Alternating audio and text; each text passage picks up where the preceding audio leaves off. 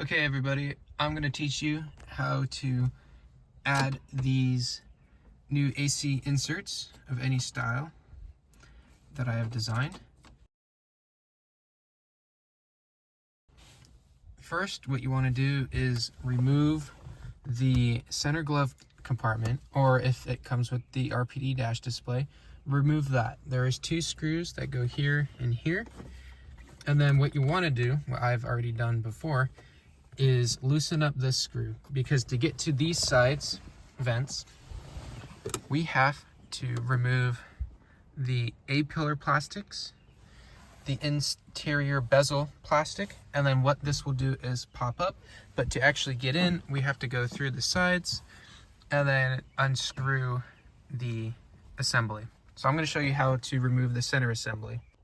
Simply just by pulling on it, we'll remove it. Depending on how much you want to remove, you can just leave it like this. And then on the back, there are 3 screws, just like so. And these will pop out. The original clips look like this, and they have clips on the back. The new ones, they do not have clips, so that if you don't like them, they can easily pop in and out. So now, if you remove the screw that goes here, it's roughly about 1.5 inches long. It's pretty long, so it's quite a bit of turning. And from the other side, you can remove the plastic. And it's fairly easy. I'm going to show you right here. All you do is you take it, you move it out like that. This is your airbag. You want to be very careful. And you're just going to move it out. So with my car, I made a custom RPD mount that came from the Cobalt SS. So I'm going to do that real fast, unplug the speaker, and do the same for over here. Now that you have the left side and the right side taken out, there are 2 screws as well. There's one right here and one right here. Remove those. The 2 screws that go in here are size 7s, or should be. Okay, so I did some behind the scene work. On the side, there is 1 screw that connects to the tube that goes to the AC. There are 2 screws that are layered with this metal bracket that holds the OBD2 port and protects your feet from the and legs from the bash bar. With the extra room that we have from lifting the dash up, we can now start to move the front dash assembly forward. And in here, there are screws. There's one right there. That's the one that I have found so far. I don't know if there's 3, but I'll let you know. Okay, so it turns out they are not screws. Well, they technically are screws, but they are a T15. And my hand's pretty big, so what I did was I got a T15 and a 1/4 inch socket and put it together to make a little screwdriver. Went in there. So just like the center pieces of the AC, there are 3 on each side of the assembly. I'm going to take this out right now. So now that we got all 3, let's take this apart.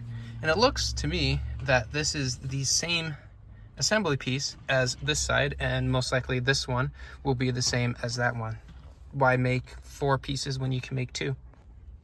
So a little trick that I found to get the chrome piece off is that if you squeeze it and then pull the tab, it will pop off just like that. And then now this is the interior piece. So there's 2 clips on the back. If you really want, you can get technical with it and pull off the honeycomb section, which I can probably do with 1 hand. I had to use 2 hands, but that's okay. Now that we're here, this is how you take out the piece. You just clip it out like that. Now that that piece is taken out, we can grab the insert and just pop it in just like so. And it's really important that you get the chrome piece the same direction, so you got to pay attention when you take it off and put it back on. So this piece is actually diagonal. So this one right here is marked 4. And we're going to take this as our top diagonal piece and imagine where it's going to go on this one. So the right assembly to this is with the chrome tab that has the clip closest to the lineup, and the 45-degree screw section is the correct direction as well. And you can take the part and rotate it into the correct location, just like this. To help with this project, remove the whole dash. Trust me, it makes it so much easier. And when you do, remove the screws for the gauge cluster. Then remove this screw. You don't have to remove these. They're not connected to anything. And then there's the 3 behind this. So let's do the other side, just basically a copy and paste. Also, make sure you unplug your battery. You don't want this thing going off like a grenade in your face. So this project is not of the faint of heart. It is very difficult if you don't know what you're doing. I have quite a bit of automotive experience, so I can tolerate this to an extent. But for me, I'd say out of 10 of hardness, 1 being least, 10 being the most, this is probably a 7.5. It's quite a bit of work. It's really easy though if you just take out the whole entire dash, start removing the screws along everything, including this one. You want to do this one. This one's connected to here, but it's not a big deal. This one. Now we're almost there to this point, but you want to take out the middle. You want to take out, not this one, it's not a big deal.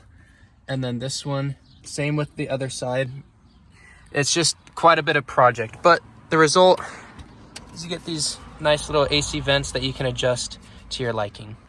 This took me the longest out of that, and I feel like when I go to put it back together, it's going to take me even longer, maybe about 10 minutes compared to about 4 or 5 on that one.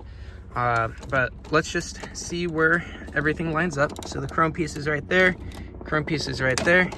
I've got one like this, one like that, and a piece like this. So let's take it out now. Now that we have it out, let's pay attention to where everything is at. So it was like this, and the car, and let's take it apart. Okay, the insert is in. Now remember, the closest ones go in the biggest gap. Everything else goes where it should. Don't force anything. If it's not fitting, restart the process. I have it lined up, time to screw it down. Okay, that is all of them, all 4. And let's get this put back together. All right, I just got them all in. Got the dash in a bit. Still debating on what I'm gonna do with my little custom thing going on here. If I'm gonna splice the wires together so that they stop shorting out and causing canvas data problems. But I'm gonna figure that out in a second.